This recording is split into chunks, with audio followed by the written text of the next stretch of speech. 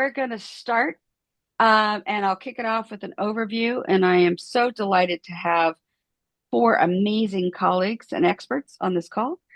So I'm going to spend just a couple minutes setting up today's webinar. It's really important. And I'm Linda Reinstein, the co-founder of ADAO. And for those of you following our work, it could feel just like this, everything everywhere all at once. I know Bob's going to nod on that one. It's been a tumultuous last 2 years, but we want to break it down, show you what's important for you to know, how you can best use our public health information. And if you want to join the action and the fight, Greg's going to have great information. Our work is we're really, ADO is really grateful to the 5 sponsors who support our work. The platinum sponsors, Dean, Omar, Branham, Shirley, Simmons, Hanley, Conroy. The gold sponsors, Gorey Law Firm and Motley Rice. And our silver sponsor, Early, Lucarelli, Sweeney, and Meisenkoten.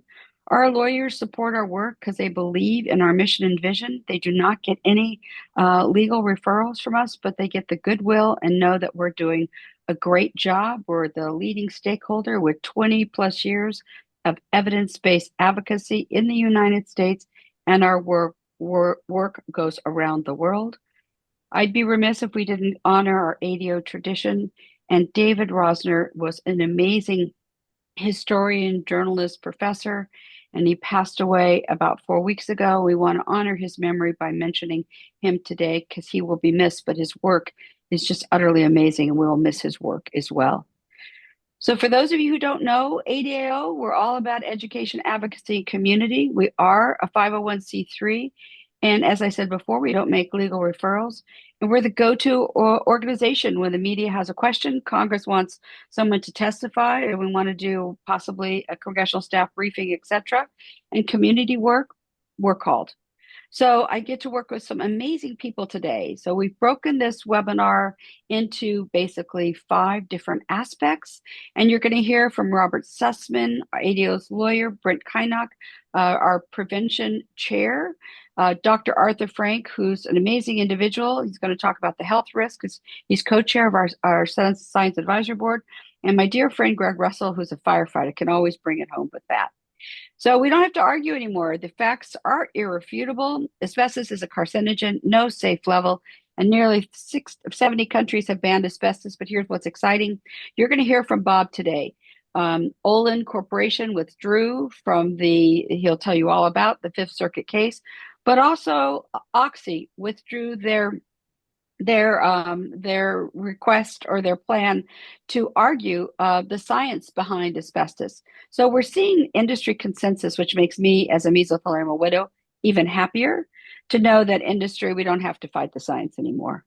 And why should we? Here's 20,000 asbestos fibers under President Lincoln's nose compared to grains of rice and human hair. Clearly, you can't see them, touch them, taste them, smell them. And they certainly do the damage and take about 40,000 Americans' lives every year. We're going to get into a deep dive, and our speakers know all about this, but these different elements Bob is going to talk about during his 10 minutes, and they all lead into what Dr. Frank will speak about, of course, Brent and Greg. So just know that there's a lot of information coming your way.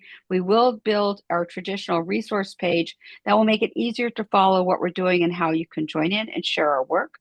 We're very proud in September that Senator Merkley, Representative Suzanne Bonamici, and Don Bacon are co-sponsoring. It's a bicameral, bipartisan bill, the Alan Reinstein Ban Asbestos Now Act of 2025.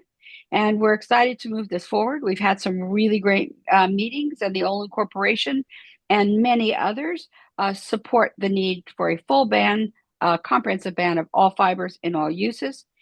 And if you want to learn more in person, up close and personal, we really invite you to come to our conference this September 25th and 26th.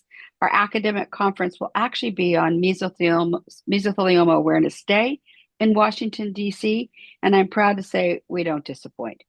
So at the end of this webinar, we will send you a link to the recording, etc., and build out a resource page.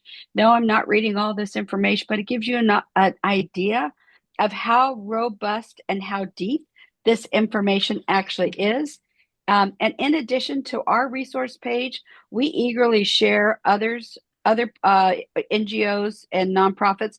And I'm holding up something you actually can't see, but it's the ELI Environmental Law Institute had a conference yesterday, and they talked about the 10th anniversary of Tosca, where we are now, where we're going, and a lot of different sessions. And Bob was one of the hosts and planners.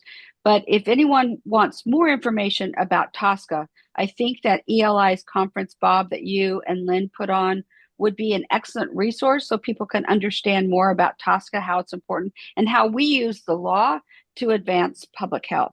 So with that being said, that's how you can reach me on Twitter. Let's get started. I want to turn this over to my dear colleague, Bob Sussman. All bios will be on the resource page, but spend a minute, introduce yourself, Bob, and let's get started. Yeah. Thanks, Linda, very much. So I am honored to be ADAO's counsel. I've been ADAO's counsel for the last several years. It's been challenging and exciting and rewarding work. And I think we've moved the ball in many very important ways. And the law and the lawsuits that we have filed have been instrumental in the progress that we've made. So the last 2 weeks are freighted with deep symbolism for a couple of different reasons. First, as Linda mentioned, we have just achieved an important milestone. This is the 10th anniversary of the enactment of the Laudenberg Chemical Safety Act in 2016, and it's almost impossible to talk about this law without talking about asbestos, because a significant driving force for this rule has been the experience in the 1980s with EPA's first attempt to ban asbestos, a comprehensive ban that EPA put in place in 1989. And 2 years later, that ban was overturned by the Fifth Circuit Court of Appeals in New Orleans. The decision of that court interpreted Tosca in a way that everyone agreed paralyzed EPA from taking action not only on asbestos, but on a whole host of other toxic threats. And so Congress took a step back, looked at why the asbestos ban was overturned, and strengthened the law, and did so with the goal that EPA would be able to ban asbestos. And this time around, the ban would stick. It would withstand scrutiny from the court. So in another richly symbolic moment, we were back before the Fifth Circuit Court of Appeals, the same Court of Appeals that had overturned the 1989 law. We were in the courthouse in New Orleans, and we were before the very same court that had made the fateful decision in 1991 that set the stage for the Laudenberg Act in 2016. And the issue before the court was EPA's Part 1 asbestos rule. You all probably know this, but EPA used its Tosca authority to enact what I think we would all see as an important but incomplete ban of asbestos, a ban essentially of 6 conditions of use of Chrysotile, asbestos. And that ban, which took a very long 4 year risk evaluation process, followed by a 4 year rulemaking process, that ban was challenged legally by three different sets of petitioners. One was ADAO, joined by 17 other organizations and individuals, including Arthur Frank. I think you're one of them. Many outstanding scientists joined our case, along with a host of other organizations who play a big role not only on asbestos, but public health writ large. Uh, the rule was also challenged by the United Steelworkers. Their challenge was all about what they believe was EPA's incomplete and ineffective control of exposure to asbestos gaskets. And then we had the chemical industry, led by the American Chemistry Council in DC, and initially joined in the case by Olin, which is one of the two major chloralkali producers using asbestos. So ADAO's perspective was this is a good rule. It's backed by strong science. It's a rule that should be supported, but it's also a rule that did not go far enough. And our concerns were in a number of different categories. I think probably the biggest concern which we raised was that the rule is not a complete and comprehensive ban. It only addresses one fiber. It only addresses 6 conditions of use. And so therefore, the door is open to additional fibers, products based on additional fibers, and an array of uses of those products, which may not be an immediate threat in the United States, but certainly need to be banned to provide long-term protection. Then we had the industry, and as Linda mentioned, very interesting the way the industry position in this case has evolved. Industry began by challenging EPA's risk evaluation. They said the science was deficient, and EPA needed to go back to the drawing board. They also argued that asbestos should not be banned because the risk could be adequately controlled by strengthening workplace protections. And then the industry argued that that OSHA really was the right body to address the workplace, and EPA should have referred asbestos to OSHA for another asbestos workplace standard. So as we approach the oral argument, the industry dropped its challenge to EPA's risk evaluation, a very important step. And Olin bowed out of the case completely. And there were a number of reasons for that, but I think the overriding reason was that Olin is committed to an asbestos ban, committed to eliminating asbestos from chloralkali production, and was not aligned with the industry position that asbestos should not have been banned.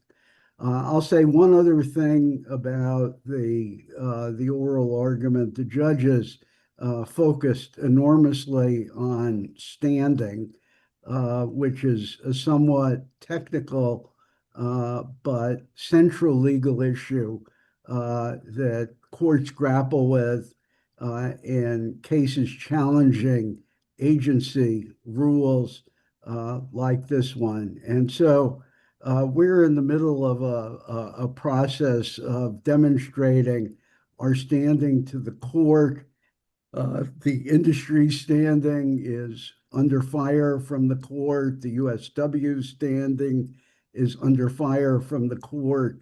And we are all on pins and needles, waiting to see whether the court will throw this case out entirely. And that's going to be resolved very soon. I want to briefly mention asbestos part two. I'll take a minute to talk about that. EPA has completed an asbestos part two evaluation focusing on legacy exposure. And the next step is for EPA to conduct a risk management rule on asbestos, legacy asbestos. That rule is subject to deadlines in TSCA. EPA has not met those deadlines, and so ADAO has filed another case against EPA to compel EPA to move ahead with rulemaking on legacy asbestos. And I know Brent will say a little more about that. So I'm going to stop there, Linda. Thank you, Bob. And I know people are going to have questions. I know someone specifically came up to me recently and wanted to know about legacy, and I think that that's going to be an important point to circle back. Brent, can you bring this up close and personable where you are with your credentials, what you're seeing about its legacy, and how important Part Two is? Sure, absolutely. Thank you, Linda, and thank you, Bob. I'm Brent Kynoch, I'm the Managing Director of the Environmental Information Association. For those of you that don't know us, we are an organization that represents the whole vertical spectrum of everybody involved in asbestos abatement. That is building owners, training providers, laboratories, consulting firms, contractors, equipment suppliers, you name it. Anybody that has a concern about asbestos in buildings and the remediation of asbestos can benefit by being a member of the Environmental Information Association. Talk a little bit about legacy and part two. EPA, I think the short way of saying it is EPA goofed really on part one by saying that the only fiber they were going to investigate was Chrysotile and the 6 conditions of use. And after some lawsuit intervention from the Asbestos Disease Awareness Organization, others, EPA was really forced to come up with a part two, which addresses all the other fiber types of asbestos. But more importantly, it called upon EPA to address the fact that we have asbestos that exists in buildings today that, in fact, people are being exposed to. And in many cases, they're being exposed to it unknowingly. And so that is the piece about legacy. I'm fortunate that I was asked by EPA to serve on the Small Business Advocacy Review panel for Part 2, Legacy.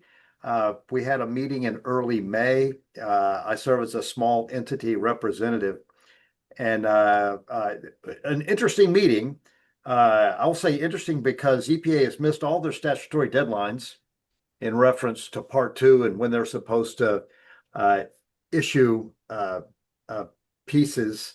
They have already issued a risk evaluation and said that they believe that legacy asbestos presents an unreasonable risk. Now EPA is faced with, so what do we do to control that unreasonable risk? In a lot of ways, the group gathered here as your speakers would say the way we address that is we ban any future uses of asbestos in building materials, and we still are going to have to deal with the legacy asbestos that exists in buildings today, but at least we're not adding to that. Uh, uh, what is interesting and what I found interesting that I want to share with everybody is during this panel that I served on in early May, there was discussion among the people on the panel as well as EPA that EPA could go so far as to look toward actual abatement or management plans for the existing legacy asbestos in buildings. And I got the feeling that we might be looking at something like the AHERA regulations that were passed in the late 1980s for schools K through 12, and that we might be looking at that in public and commercial buildings. Not really sure where that'll go. That would be an awful lot to bite off and chew, but it's certainly on the table as a way of controlling exposure to legacy materials. EPA has a long way to go with this. There's no doubt. The part two will pick up not only legacy materials, but all of the other asbestos fiber types beyond chrysotile asbestos. And as I said, the risk evaluation has already said that exposure to any type of asbestos fiber and the legacy asbestos that exists in buildings does pose an unreasonable risk. So at least we're headed in the right direction. Hey, Brent, touch very briefly, if you would, please, on EIA's collection of experts. Because a question I get oftentimes with ADAO is there's been a tornado, a fire, a hurricane. We may have asbestos. We do have asbestos. Where do I go to find those experts? Can you share a little bit about EIA, please? Oh, sure. Absolutely. So I shared a little bit about EIA in the beginning, but if you're looking for an expert, you can go right to our website and you can put in your zip code and it'll pull up EIA members near you. And let's say, for instance, if someone in Texas had a concern, they could go to eia-usa.org. I cannot remember exactly what the button looks like, but it's clear from the homepage that if you want to find an expert, you click on the button, you can put in your zip code, and it will actually pull up a map, and it will show you every EIA member near you. And those members could include, as I said earlier, consulting firms, laboratories, contractors, even equipment suppliers. So I would imagine most people aren't looking for an equipment supplier. The people that are involved in our industry are looking for those, but you certainly can find someone to help you determine is asbestos in your home or your workplace a hazard? Does it present a risk? And if it should be removed or abated, certainly you can find someone to conduct that work for you. The laws throughout the United States are pretty clear. So every person that performs inspections for asbestos needs to be licensed and accredited. Same with the people actually providing management plans to manage asbestos in place. And contractors who are removing asbestos require both an accreditation for their supervisors and an accreditation for their workers. So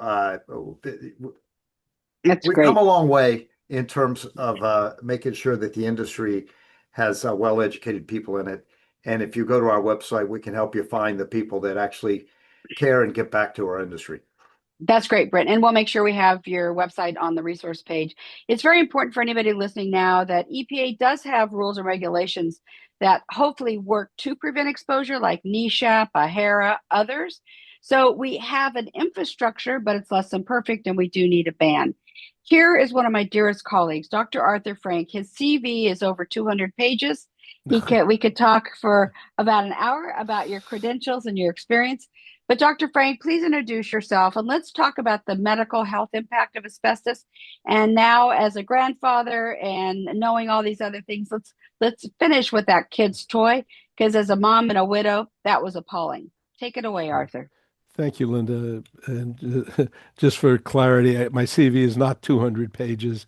It's a more modest, like 37 pages, but about 275 articles, many of which have something to do with asbestos in the peer-reviewed literature. I had the privilege of starting to study asbestos as a medical student back in the late 1960s, and have had the joy of working with Linda and ADAO since we first met in 2004.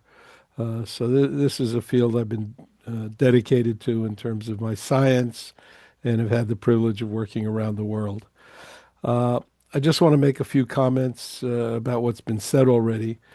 Clearly, as a physician and as a scientist who studied asbestos in the laboratory as well, it's a settled issue that asbestos causes disease. We're most concerned about its carcinogenic potentials, but let's not forget that it also causes uh, asbestosis and other problems. Fortunately, with less use and better regulations, which are not always properly enforced, uh, we see much less asbestosis now than we did earlier in my career. But we still have bad actors out there.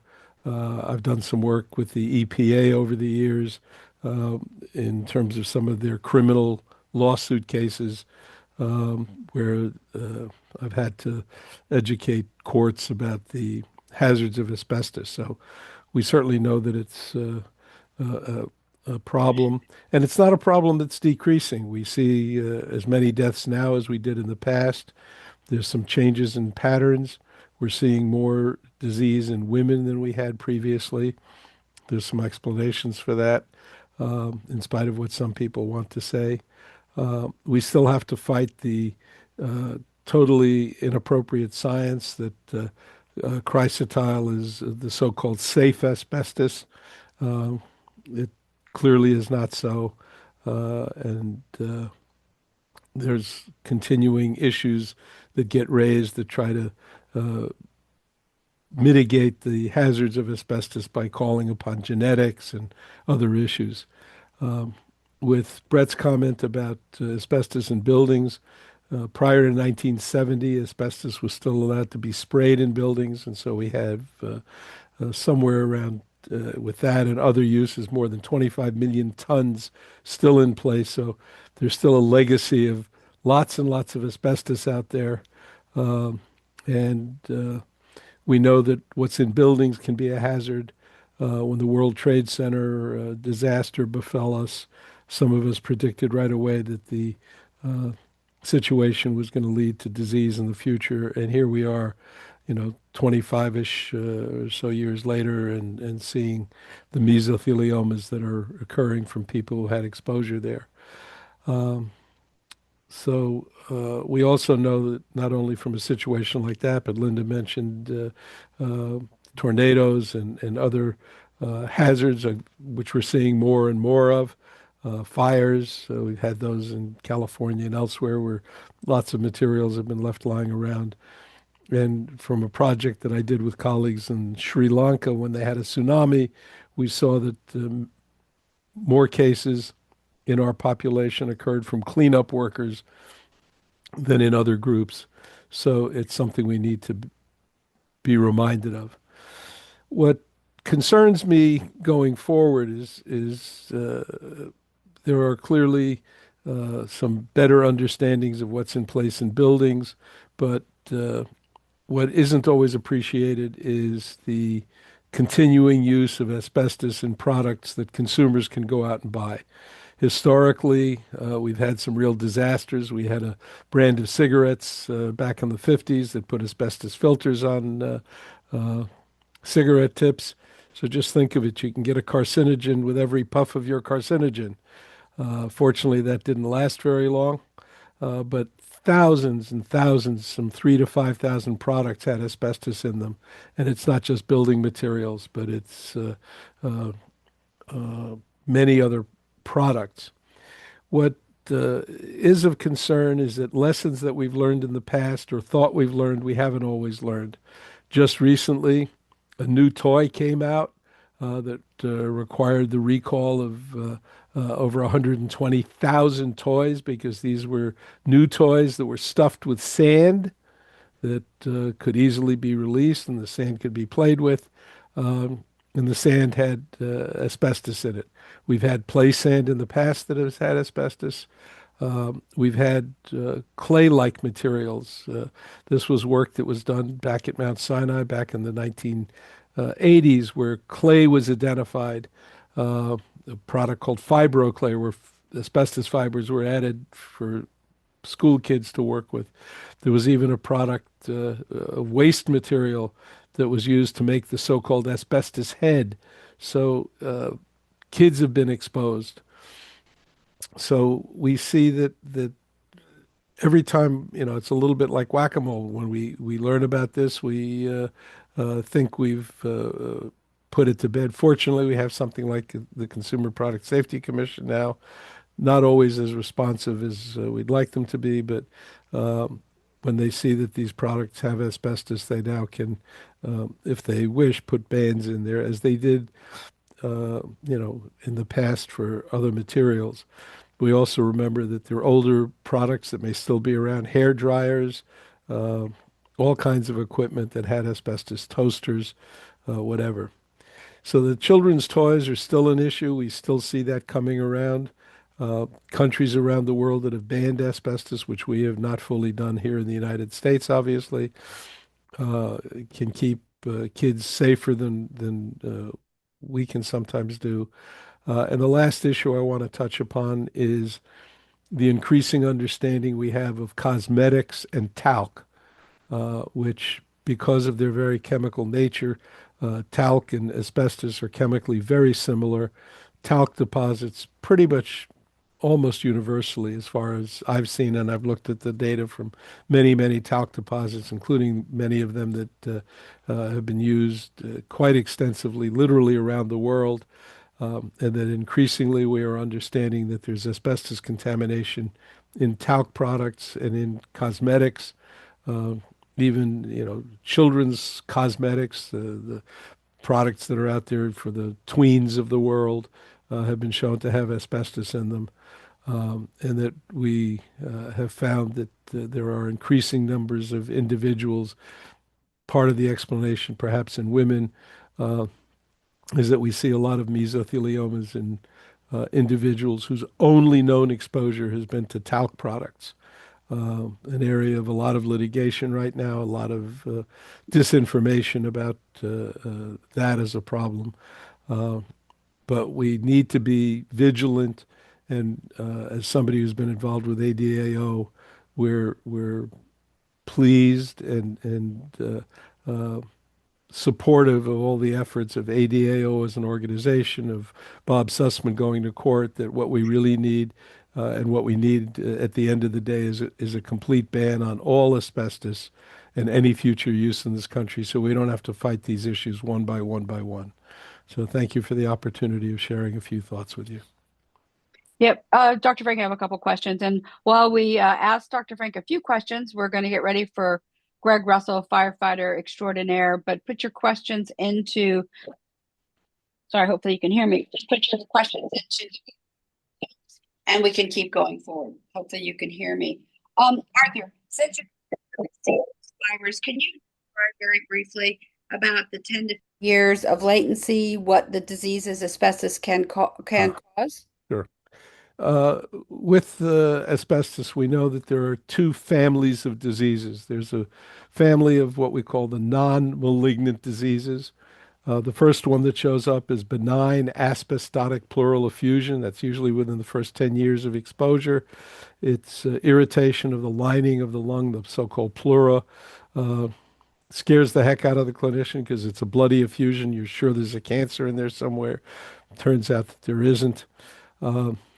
But asbestosis is still a problem, which is scarring of the lung parenchyma itself, or some call it, instead of pleural asbestosis, they call it asbestos-related pleural disease, scarring of again, the pleura, the lining of the lung, which can lead to respiratory insufficiency over time. Fortunately, with stricter regulations, with OSHA bringing the levels down, but not putting them out, we've seen less of that. What really concerns us, and asbestosis begins to appear after about 10 years and increases, and deaths in the past started really going up after 20 years and peaked around 40 years. But it's also the cancers that we see the same latency. If somebody's exposed today or next week, they don't get disease next year.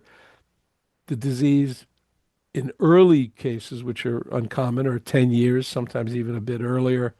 Um, but we start seeing a more rapid increase after 20 years. But for mesothelioma, the cancer that is very much tied to the point where it's called a signal tumor related to asbestos, peaks at around 45, maybe even 50 years after first exposure. And the exposure can be very brief. We have cases in the literature of literally 1 day of exposure, but the disease takes a long time to show up. And so people, even if they had, years of exposure when they were younger, may not remember where and when they were exposed. And we don't do particularly well with medical education in this country to educate doctors to get a proper history. One of the papers I've just published with some colleagues around the world is a detailed questionnaire history with 75 different potential sources of asbestos that people could think about. All important. And if we look at the data from IHME, we see that about 40,000 Americans die every year of asbestos-caused diseases, which you think about as Fenway Park, filled with fans to watch the Red Sox that never come home that night. The ripple effects is not only the patient, obviously, that suffers and oftentimes dies, but it's the family left behind. And Dr. Frank has extensive medical knowledge and in a community that's so well respected. So, Dr. Frank, thank you. Again, put your questions into the chat. Let's go to firefighter extraordinaire. And one wonderful thing about Greg is when we go to Washington, D.C. to have Hill meetings, Greg not only brings his firefighting experience, but he brings the facts. All right, take it home. Let's talk about ARBAN, the Alan Reinstein Ban Asbestos Now Act. Greg, who you are, what you do, and why you do it. Let us hear from you. Well, good afternoon, everybody. My name is Greg Russell, and first and foremost, I'm a firefighter. Secondarily to that is I am a firefighter's advocate on legislative and policy. My history goes back almost, it's a shame to say this now, I'm feeling like old, like 45 years since I joined the fire service. And for the last 20 or so, I have been an advocate for firefighters on Capitol Hill. So why are firefighters tied in with asbestos? Well, simple. The number one killer of firefighters is occupational cancers. And firefighters experience asbestos-related disease and cancers at almost double what the general population experiences. So we have a keen interest in the elimination of asbestos, not only new asbestos, but joining with Brent and others to address legacy asbestos. So the way we get to there is first we have to ban new asbestos exposures, if you will, through the importation and commercial sale of raw asbestos. So we're lucky, as Linda mentioned, we have a bipartisan, bicameral bills. So everybody pick up your pen and write down these key numbers. This will be very helpful when you advocate for the folks on Capitol Hill to support this. HR 5373 is the Alan Reinstein Ban Asbestos Now Act, or as we like to refer to it as ARBAN. This is a bill introduced by Susan Bonamici from Oregon and Don Bacon from Nebraska. Together, they have partnered with ADAO, the firefighters, and other coalition supporters to pass this or introduce this legislation that will be a complete ban on the importation and sale of all 7 major fibers of asbestos. Well, not to be outdone, we have a champion over on the Senate side who introduced the bill, same name, the Alan Reinstein Ban Asbestos Now Act, and that is S 2811, and that was introduced by Senator Jeff Merkley, along with three leading co-sponsors at introduction, including the great senators from the state of California, where Linda is based. And why I bring up California is because we know that asbestos is still being imported and it comes through the port of LA. So the ships come in, they unload, and then that asbestos goes on rail or roadway and then travels all across this country and visits every corner of the nation. And at any one of those points in transportation, there could be an accident, or at the ultimate end user, there could be an accident and that asbestos gets released. Well, as a first responder, we get called for everything. We don't just respond to cats in the trees. We get called for suspicious packages that have fallen off of trucks that are just full of dust. Well, who knows? That could have been asbestos. And as Linda showed earlier, that penny, 20,000 asbestos fibers just right there under Lincoln's nose. Well, it's not just there. It's in the legacy materials like that was used to construct homes and buildings in the 80s and earlier. Every time there's one of those fires, my members, my firefighters, my brothers and sisters are in those buildings, and we are doing what we have to do to protect the population. Well, that means we are exposed. Those fibers are so small and light, they get picked up in the thermal layers of the fire. It exits the building, and then it climbs up in the atmosphere where the wind takes it, and it cools, and then it rains back down, not only on us, but on the general public. But as it is for firefighters, it rains back down on those of us that are fighting fires or assisting the firefighters on the outside of the structure. And then it ends up back on our vehicles, on our personal protective equipment, back into our fire stations. And ultimately, we end up taking it home and exposing our spouses and our children. That's how our young children are being exposed. We know that we inadvertently are the carriers of that to various places, and we try as we might to decontaminate on the scene. It's a very difficult material to thoroughly decontaminate from our personal protective equipment. So that's why we are supporting the ARBAN bills. So here's what I need you to do. I need you to reach out to your members of Congress. It's simple. They all have offices local to your homes, generally within a few miles. But all of you are represented by 535 members of Congress.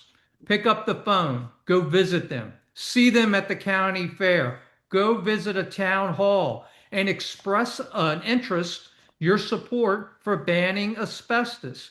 And if you are unfortunate to have an experience, a tragic experience, like I have, with brothers and sisters in the fire service that have suffered through asbestos disease, take that personal story to the member of Congress. Make it personal. Make them understand that you're just not talking in the abstract. You're talking from personal experience about family members, about coworkers, about loved ones, about school children that are inadvertently exposed to asbestos and now are suffering from debilitating fatal disease, and know that it is preventable. The very first thing we can do to preventing asbestos disease is by banning asbestos importation and commercial sales. And this is the first building block. If we can ban importation and commercial sales,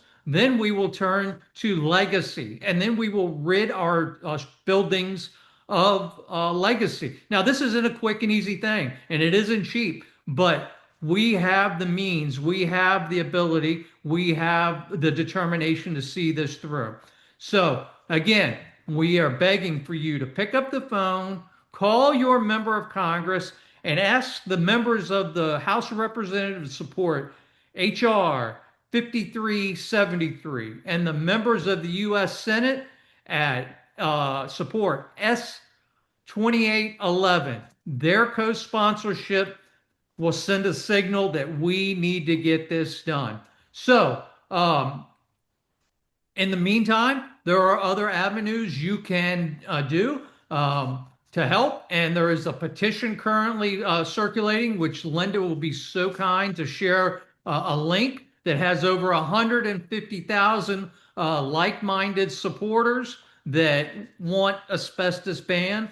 And you can support that too, but you can also write to the White House and not only on the federal level, reach out at the state level to your state representatives because they speak frequently to their federal counterparts. And together we create a tsunami that they have to address our concerns. So, with that, I'll be happy to take your questions on the legislation and what you can do. I think I made it perfectly clear. It's a phone call, a letter, an email. Reach out to your member of Congress. Great job. And that was worth the penny that I paid you? Excellent. Glad Greg, I was of value. Greg, you always exceed my wildest dreams on success. Thank you. You're so passionate. So you've heard from Greg, Arthur, Brent, and Bob. You know that we're serious about getting this done. There's a new storm crossing the nation now. I just see all these different alerts coming in and tornadoes touching down. So take it home for a second. Take cue off of Dr. Frank and the rest of our panelists. Know if you have asbestos in your home, school, or community or workplace. Take the proper precautions to prevent exposure within your home and family, but also take action like what Greg is saying. It was 60 seconds. And also, if you have a story to share, I want to take notes and share your story. So definitely reach out. We'll have a link in our resource. So if it wasn't for Bob using the law, I think that we would have a very different story right now. Bob, you've sued for part one. We sued for right to know, which gave us part two. We're trying to make FOIA work along the way. We're forever in the courts. And I think touching on very quickly how important using the law is, administrative law, etc. It is has allowed ADAO to raise awareness. We've won every case Bob has ever petitioned for, filed a complaint. We've won every case because Bob is diligent, smart, and dedicated. And Arthur and Greg and Brent and others come to the rescue with stories and Lancet studies and everything else. Bob, wrap us around legal. As far as part one, we know that standing is the excuse of the day. That's my personal feeling. It feels that way. We do have part two. In the next 4 weeks, we're going to have, I suspect, some judicial opinions and offered up, and it will change the landscape of the future. What do you want people to know about the law in very briefly, Bob, about what you're working on now with part one and part two? How can people educate themselves? Because when they call, like Greg is recommending, they can also share a little bit about how we're having to fight in the courts again, like Bob mentioned. Bob, talk to us. Yeah, well, what we're trying to accomplish in the part one litigation is, as I mentioned, to compel EPA to expand their ban of chrysotile asbestos to all conditions of use and all fibers. And if we succeed, that will, I think, light a fire under EPA. EPA will be subject to a court decision that requires them to go back to the drawing board and work on a more comprehensive ban. If we don't succeed, then the backdrop and the fallback is legislation, which you've heard described by Greg and by Linda. And one of the benefits of that legislation, maybe the principal goal is to move the United States towards a comprehensive all fiber, all use ban on asbestos. So it's a two-pronged strategy as it has been. The other thing about the court case, which I think is vitally important, is to try to demolish once and for all the idea that asbestos can be managed. It doesn't need to be banned. That we just need to use a little more care and a little more diligence in the workplace, and will give exposed populations the protection that they need. I find it to be somewhat flabbergasting that at this late date in time, the American chemical industry is arguing in court against an asbestos ban. And I'm optimistic that if the court actually decides the case, the decision they may will be the ban is justified. And the argument that we can provide effective protection against asbestos exposure without a ban cannot stand up legally or scientifically. Just a note on legacy asbestos. This is the lawsuit that we're bringing now is the second lawsuit, really the third lawsuit that we've brought on legacy asbestos. The last lawsuit resulted in a deadline for EPA to do its risk evaluation on legacy asbestos. And were it not for that deadline, that risk evaluation would not be finished as it is today.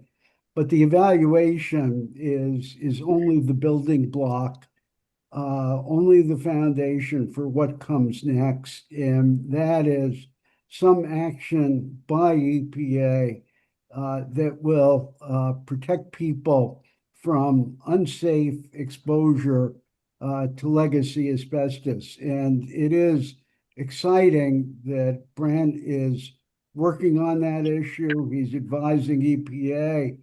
And I think that's going to make a huge difference. Again, the law is not an end in itself. It is a tool, and that's the way we've used it. Thank you, Bob. So you can see that relationships matter. So does collaboration and collective activism. And if we fall back to Margaret Mead, because I really believe I used to cry every time I'd read it, but after 20 plus years, I think part of my heart is a little hardened, maybe. But never doubt that a small group of thoughtful, committed citizens can change the world. Indeed, it's the only thing that ever has. So I beg all of you, like Greg has, let's get together, let's prevent exposure, eliminate disease. And thank you so much to our panel. We have a question, and let me go ahead and read this. Probably Dr. Frank. Is there an asbestos quantity identified within ARBAN? Is it zero? Okay, so Bob, why don't you and Arthur, why don't you talk please about safe level exposure, and then Bob about what's in ARBAN. Very simply put, from a medical level, there is no known safe level of exposure to asbestos. When you say a ban, it should be a total ban, no further asbestos. Now, clearly, we still have a lot around. Products still contain it. Things in our homes may still have it. But if ARBAN goes through, no new asbestos-containing materials, no known safe level. Bob, Yeah, what's in ARBAN? Go ahead and throw that out. Well, that's what Arthur said is absolutely right. ARBAN is a total ban, as Linda's often said. No off ramps, no exceptions, no cutoff for quote low quantities of asbestos. So any asbestos that is imported for commercial purposes would be banned, and any use of asbestos for commercial purposes would be banned. That would be without regard to the level of asbestos present. Thank you, Bob. So, Linda, can I interject something here? Because I'm looking at the questions, I think we should probably go one other place here. Does ARBAN address levels that might be allowable in naturally occurring asbestos, such as California has done? Well, Bob? this would be commercially mined asbestos used for commercial purposes. So naturally occurring asbestos would not be covered unless, of course, it's mined and used commercially. Yep, so different. We have another question from somebody who was impacted by the fires in California. I want to throw this to Greg and Brent. It says, does this zero level ban include dust levels as well in the cast after a fire? And Sat, you're not going to like the answer, but let's go ahead and give it to our registrant. Greg, Brent? Yeah, so as far as legacy asbestos, this law, if it becomes law, would not impact anything that's existing in structures, which is terrible. But you know, this is the first step for us. Get the ban in place for new asbestos, and then we attack legacy asbestos. And before I go, I want to leave you one quote that is that has stuck with me ever since I've been working this issue. And it's from one of our coalition partners. It's Dr. Raja Flores from Mount Sinai Hospital in New York City. He has a quote that I've heard him tell members of Congress that moved them, and that is, you use this too, that they have more power to save lives with their pen than a surgeon, a thoracic surgeon, does with his scalpel. That it moves members of Congress, and I would ask that you use that when you speak to them. And Brent, I'm sorry to kind of shift there. No, No, I want to. beautiful. Yep. And Brent, I'm going to save you for another question. This just came in, and this is really important to ADAO, and I know Dr. Frank and Brent from Prevention Board. Will ARBAN include the liviamphable asbestos, LAA is the acronym? Will it include winchite and richterite in the definition of asbestos and be banned? So this is a really important issue for all of ADAO. And yes, we took a giant leap by adding the liviamphable to our ban bill. So in our ban, the winchite and richterite are there as a fiber type to be banned. Brenton, you want to comment on winchite and richterite? No, I think you covered it, Linda. I think that you definitely we picked up those fibers which have been controversial to say the least, but they still kill people, controversy or not. So thank you, Brent, for bringing that home. So when we look at the name of the bill, it is not a peacock moment for me, the Alan Reinstein Ban Asbestos Now Act, but I want you to think about the 40,000 Americans that die every year. But I also want you to think we can do something about it. So like Olin Corporation and other industry partners have come to the table to say, yes, we can ban asbestos. That's the last of the questions. We have a hard end at 2:00. So if you have other questions, you know where to find ADAO. Come to our conference. We'll make sure you have the ELI resources, etc., about TSCA. You can put on your own webinar about TSCA reform. And we'll look forward to seeing you at the next Zoom event. And Arthur, Greg, and Brent, and Bob, one parting question or comment. Why did today matter to you, Arthur? Because people need to be educated about the continuing hazards of asbestos. Thanks, Arthur. Greg. Because I know that when we get together, we have the ability to change laws that save lives. Brent? Because it's absolutely ridiculous that the United States still has not banned asbestos, and everyone around us agrees it should be banned. Let's get it done. Bob? I would say the same thing, which is we are always have been the world's leader in environmental protection and public health. And if we can't do what dozens of other developed countries have done to phase out asbestos, we are dropping the ball. And my parting comment is, don't let my story become your story. Let's make this happen. It's a wrap from my town. Thank you to the presenters and the attendees. We look forward to staying in touch. Thank you. Bye all.